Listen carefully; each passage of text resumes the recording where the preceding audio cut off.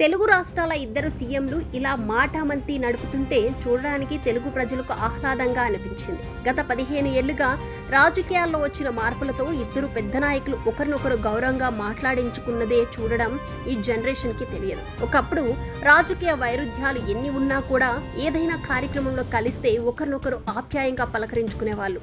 ఆనాడు చంద్రబాబు, రాజశేఖర్ రెడ్డి కూడా ఇలా ఎన్నోసార్లు కనువిందు చేశారు. తెలంగాణ ఉద్యమం నుంచి ఒకవైపు నాయకుల మీద కావాలనే వ్యక్తిగత పగలు పెంచి తమ రాజకీయ పబ్బం గడుపుకోవడం, ఆ తర్వాత రాష్ట్ర విభజన తర్వాత ఇంకాస్త దానిని రాజేయడం, ప్రాంతాలు, కులాలు, పార్టీల మధ్య విద్వేషాలు రెచ్చగొట్టడంతో చూసే ప్రజలు కూడా విరక్తి చెందారు. అటు ఏపీలో అయితే ఆ ప్రతీకారాల డోసు ఇంకాస్తనే ఎక్కువగా కనిపిస్తోంది. అయితే ఇంతకాలానికి ఇద్దరు తెలుగు రాష్ట్రాల సీఎంలు ఒకరినొకరు సరదాగా మాట్లాడుకోవడం మాత్రం ఒక ఆసక్తిగా, ఆహ్లాదంగా కనిపించింది. ఇది కదా విడిపోయిన ఈ రాష్ట్రాల ప్రజలు కోరుకున్నది.